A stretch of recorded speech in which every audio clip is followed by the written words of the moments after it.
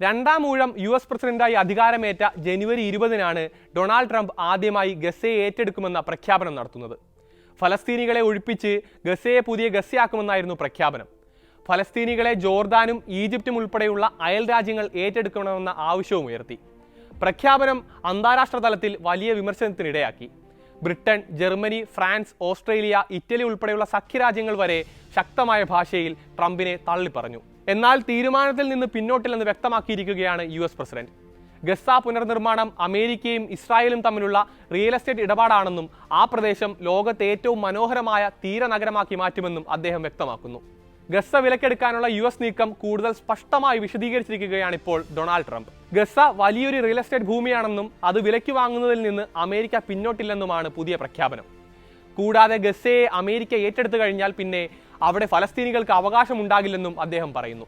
പ്രദേശത്തിന്റെ പുനർനിർമ്മാണ വികസന പ്രവർത്തനങ്ങൾക്കായി ഒരു ഭാഗം പശ്ചിമേഷ്യയിലെ ചില രാജ്യങ്ങൾക്ക് വിട്ടു നൽകുമെന്നും അദ്ദേഹം വെളിപ്പെടുത്തുന്നുണ്ട്. ഫലസ്തീനികൾക്ക് കൂടുതൽ സുരക്ഷിതമായ മറ്റിടങ്ങൾ ഒരുക്കി നൽകുമെന്നും ചിലരെ അമേരിക്കയിലേക്ക് കൊണ്ടുവരുന്നതിനെക്കുറിച്ച് ആലോചിക്കുന്നുണ്ടെന്നും ട്രംപ് പറയുന്നു. ഫോക്സ് ന്യൂസിന് നൽകിയ അഭിമുഖത്തിലും ന്യൂ ഓർലിയൻസിൽ സൂപ്പർ ബൗൾ ചാമ്പ്യൻഷിപ്പിനായി പുറപ്പെടുന്ന വഴിക്കുമാണ് ട്രംപ് ഇക്കാര്യങ്ങളെക്കുറിച്ച് വിശദമായി സംസാരിച്ചത്. ഗസ വലിയൊരു റിയൽ എസ്റ്റേറ്റ് ഭൂമിയാണ്. അമേരിക്ക അത് വിലക്കെടുക്കാൻ പോവുകയാണ്. പതിയെ, വളരെ പതിയെ ഞങ്ങൾ അതിനെ വികസിപ്പിക്കും. ഒരു തിരക്കുമില്ല. പശ്ചിമേഷ്യയിൽ സമ്പൂർണ്ണമായി യുദ്ധബാധിതമായ ആ പ്രദേശത്ത് മേഖലയിൽ ഒരുപാട് കുഴപ്പങ്ങൾക്കിടയാക്കിയ ഗസ മുനമ്പിൽ ഞങ്ങൾ സമാധാനം കൊണ്ടുവരും, ട്രംപ് വ്യക്തമാക്കുന്നു. ഗസ വികസനത്തിൽ പശ്ചിമേഷ്യയിലെ മറ്റു രാജ്യങ്ങൾക്കും പങ്കാളികളാകാമെന്നും അദ്ദേഹം പറയുന്നുണ്ട്. പ്രദേശം പുനർനിർമ്മിക്കുമ്പോൾ പശ്ചിമേഷ്യയിലെ മറ്റു രാജ്യങ്ങൾക്ക് ചില ഭാഗങ്ങൾ വികസിപ്പിക്കാനായി വിട്ടുനൽകും. അമേരിക്ക ഒരുക്കുന്ന സംരക്ഷണത്തിൽ മറ്റുള്ളവർക്കും അവിടെ വികസന പ്രവർത്തനങ്ങൾ ചെയ്യാനാകും. ഗസ ഏറ്റെടുക്കുന്ന കാര്യത്തിൽ US പ്രതിജ്ഞാബദ്ധരാണ്. ഹമാസ് അങ്ങോട്ട് തിരികെ വരുന്നില്ലെന്ന് ഉറപ്പാക്കും. ഫലസ്തീനികൾക്ക് മടങ്ങിപ്പോകാൻ അവിടെ ഒന്നും ബാക്കിയില്ലെന്നും ആകെ തകർന്നടിഞ്ഞ പ്രദേശമാണ് ഇപ്പോഴതെന്നും ട്രംപ് ചൂണ്ടിക്കാട്ടുന്നു. ഭവനരഹിതരായ ഫലസ്തീനികൾ ഗസയിലേക്ക് മടങ്ങില്ലെന്നുമാണ് ട്രംപിന്റെ വാദം. മറ്റൊരു ബദലില്ലാത്തത് കൊണ്ടാണ് ഗസയിലേക്ക് തിരികെ പോകുന്നതിനെക്കുറിച്ച് അവർ പറയുന്നത്. അങ്ങനെ ഒരു ബദലുണ്ടെങ്കിൽ സുരക്ഷിതമായ സ്ഥലത്ത് വീട് നിർമ്മിച്ചു കൊടുക്കുകയാണെങ്കിൽ അവരാരും ഗസയിലേക്ക് പോകാൻ ആഗ്രഹിക്കില്ല. ഗസ ഇപ്പോൾ ഒട്ടും സുരക്ഷിതമല്ല. ലോകത്ത് ജീവിക്കാൻ ഏറ്റവും അപകടം പിടിച്ച സ്ഥലമാണ് ഇപ്പോഴത്. ഗസയെ ഭാവി വികസനത്തിന് പറ്റിയ വളരെ മികച്ച സ്ഥലമാക്കി മാറ്റും. ലോകത്തെങ്ങുമുള്ള മനുഷ്യർക്ക് അവിടേക്ക് വരാം. ഫലസ്തീനികളുടെ കാര്യം ഞങ്ങൾ നോക്കും. അവർ സമാധാനത്തോടെയും സൗഹാർദ്ദത്തോടെയും മനോഹരമായി ജീവിക്കുന്നത് ഞങ്ങൾ ഉറപ്പാക്കും. അവർ കൊല ചെയ്യപ്പെടുന്ന സാഹചര്യം ഉണ്ടാകില്ലെന്നും ട്രംപ് അവകാശപ്പെടുന്നു. സുരക്ഷിതവും നല്ല ജീവിതം നയിക്കാൻ ഉപയുക്തവുമായ ഒരു പൊതുസ്ഥലം കിട്ടിയാൽ അവർക്കെല്ലാം അവിടെ താമസിക്കാൻ സന്തോഷമായിരിക്കും. ഗസയിൽ ബാക്കിയായ അവശിഷ്ടങ്ങളിലേക്ക് പോകാൻ ഫലസ്തീനികൾ ആഗ്രഹിക്കുന്നില്ല.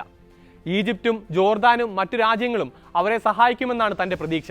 സൗദി അറേബ്യ ഉൾപ്പെടെയുള്ള രാജ്യങ്ങൾക്ക് അക്കാര്യത്തിൽ കുറച്ചു പണം ചെലവഴിക്കാനുമാകും. അവരുടെ അടുത്ത് ഇഷ്ടം പോലെ പണമുണ്ട്. ഫലസ്തീനികളുടെ ജീവിതം സുഖകരവും സുരക്ഷിതവുമാക്കാൻ അവർക്ക് അല്പം തുക ചിലവഴിക്കാനുമാകും, ട്രംപ് കൂട്ടിച്ചേർക്കുന്നു. അതേസമയം ട്രംപിന്റെ പ്രഖ്യാപനം തള്ളി ഹമാസ് നേതാക്കൾ രംഗത്തെത്തിയിട്ടുണ്ട്. ഗസ വിൽക്കാൻ വെച്ച പ്രദേശമല്ലെന്നാണ് ഹമാസ് പോളിറ്റ് ബ്യൂറോ അംഗം ഇസ്സത്ത് അൽ റിഷക് വ്യക്തമാക്കുന്നത്. അധിനിവേശം ചെയ്യപ്പെട്ട ഫലസ്തീന്റെ സുപ്രധാന ഭാഗമാണത്. ഫലസ്തീൻ വിഷയത്തെ ഇത്തരത്തിൽ റിയൽ എസ്റ്റേറ്റ് ഇടപാടുകാരന്റെ മാനസിക നിലയിൽ കൈകാര്യം ചെയ്യുന്നത് പരാജയമാണ്. എല്ലാ നാടുകടത്തൽ പദ്ധതികളെയും ഫലസ്തീൻ ജനത പരാജയപ്പെടുത്തും. ഗസ ഗസക്കാരുടേതാണെന്നും ഹമാസ് നേതാവ് വ്യക്തമാക്കിയിട്ടുണ്ട്. ഗസ അമേരിക്ക ഏറ്റെടുക്കുകയും ഫലസ്തീനികളെ മുഴുവൻ അവിടെ നിന്ന് ഒഴിപ്പിക്കുകയും ചെയ്യണമെന്നാണ് ട്രംപ് കഴിഞ്ഞയാഴ്ച പ്രഖ്യാപിച്ചിരുന്നത്. വൈറ്റ് ഹൗസിൽ ഇസ്രായേൽ പ്രധാനമന്ത്രി ബെഞ്ചമിൻ നെതന്യാഹുവിനെ തൊട്ടടുത്തിരുത്തിയായിരുന്നു പ്രഖ്യാപനം. പശ്ചിമേഷ്യയുടെ റിവേരയാക്കി ഗസയെ മാറ്റുമെന്നും അദ്ദേഹം അവകാശപ്പെട്ടിരുന്നു. പുതിയ ഗസയിൽ ആരാകും താമസക്കാരെന്നുള്ള മാധ്യമങ്ങളുടെ ചോദ്യത്തിന് ലോകമെങ്ങുമുള്ള മനുഷ്യരെന്ന് അർത്ഥശങ്കയ്ക്കിടയില്ലാത്ത വിധം മറുപടി നൽകുകയും ചെയ്തിരുന്നു US പ്രസിഡന്റ് അന്ന്.